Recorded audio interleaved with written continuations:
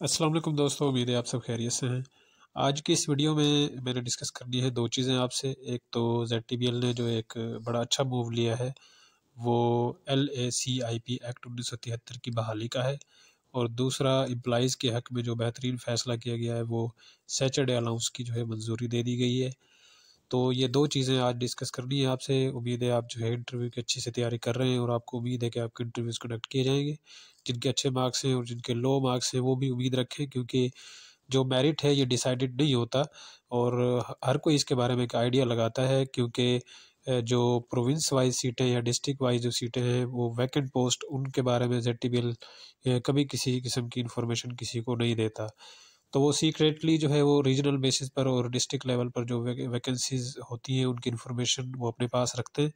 तो आप जो है वो ज़्यादा इसमें परेशानी की आपको ज़रूरत नहीं है, बस आप दुआ करें। जैसे KPK और AJK वाली साइड के जो मेरिट है वो लो होने के उसके चांसेस हैं, प्लस जो है बलूचिस्तान और सिंध के भी चांसेस लो हो सकते हैं।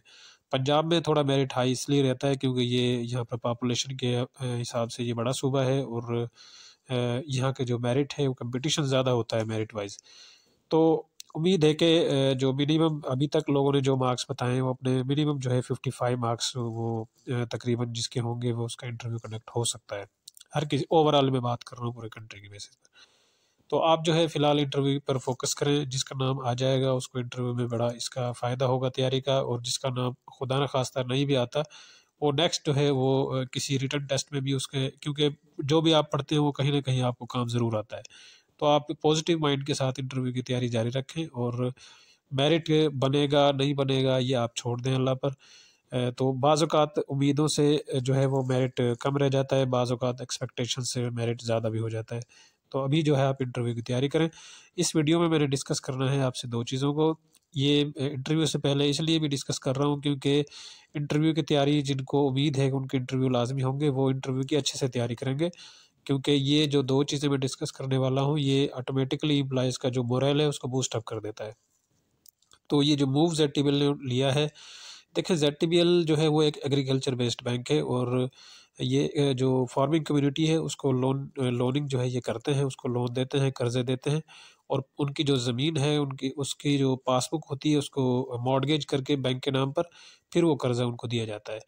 तो पहले ये सिस्टम था कि 2004 से 2023 तक जो इस तरह की सिचुएशन थी कि जो ZTBL के डिफ़ॉल्टर्स थे उनके खिलाफ जो है वो कोर्ट केसेस कर दिए जाते थे, वो लिटिगेशन यूनिट में जो है वो केसेस चल रहे होते थे। तो फिर वो एक लेंथी थोड़ा सा प्रोसेस था कि उसमें जो है वो डिफ़ॉल्टर जो है उनकी रिकवरी रुक जाती थी बाज़ औक़ात। तो अब जो ZTBL ने मूव लिया है ये बड़ा ज़बरदस्त है, क्योंकि इसमें LACIP एक्ट जो है उसका एब्रीविएशन है loan for agriculture commercial and industrial purpose 1973। ये आइन जो है वो पहले जो है इसका जो इसके मुताबिक जो है वो डिफ़ॉल्टर जो होते हैं ये यानी एग्रीकल्चर के, कमर्शियल के और इंडस्ट्रियल पर्पस के जो लोनिंग जिनके पास होती है, जिन्होंने कर्जे देने होते हैं उनकी जो गिरफ्तारी है वो नहीं कर सकते थे। तो अब जो है ये एक फेडरल गवर्नमेंट से ZTBL ने इजाज़त ले ली है कैबिनेट डिवीज़न से। तो अब ये जो आइन है LACIP एक्ट 1973 ये लागू है ZTBL में, और उसका एक ख़ास तरीक़ाकार है, एक प्रोसेस है कि जो डिफ़ॉल्टर्स जो हैं, क्रोनिक डिफ़ॉल्टर जो लोन नहीं देते, लोन की रिकवरी नहीं देते, तो उनके खिलाफ जो एक्शन कानूनी तौर पर लिया जा सकता है रेवेन्यू स्टाफ के ज़रिए।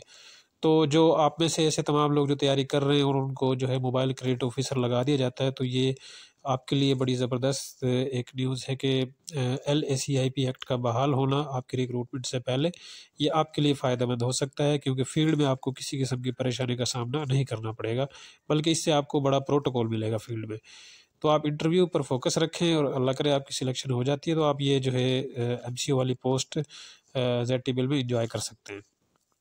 सेकंड जो है मैंने डिस्कस करना था आपसे कि ZTBL ने एक और अच्छा मूव लिया है कि सैटरडे जो होता है उसकी, क्योंकि ये फेडरल गवर्नमेंट के अंडर है ZTBL, और हफ्ते और इतवार की छुट्टी होती है अमूमन, लेकिन काम के बर्डन के हवाले से या क्लोजिंग के दिनों में अक्सर जो है वो सैटरडे की छुट्टी ख़त्म कर दी जाती है। तो अब ZTBL ने जो है एक मूव इसमें पॉजिटिव सेंस में एम्प्लॉइज़ के लिए ये लिया है कि अगर बैंक जो है एम्प्लॉइज़ को बुलाता है काम के लिए सैटरडे वाले दिन, तो सैटरडे का एक अलाउंस रखा गया है। वो डिफरेंट पोस्ट के हिसाब से डिफरेंट है। अगर आप OG3 हैं, एएमओ की जो है वो असिस्टेंट मैनेजर ऑपरेशंस की जो सैचरडे अलाउंस है वो डिफरेंट होगा MCO से, और MCO से डिफरेंट होगा मैनेजर के, ब्रांच मैनेजर जो होता है। तो ये पोस्ट टू पोस्ट जो है वो वेरी करता है ये अलाउंस। तो लेकिन ये एक अच्छा मूव है, सैचरडे का अलाउंस जो है वो ZTPL ने अपनी एम्प्लॉयज़ को दे दिया है। तो आप जो है अगेन आपसे यही है कि आप इंटरव्यू की तैयारी करें, और ये एक आपके लिए पॉजिटिव न्यूज़ मैंने बताई है ताकि आपके मोरल मज़ीद बूस्टअप हो इंटरव्यू के हवाले से। Thank you.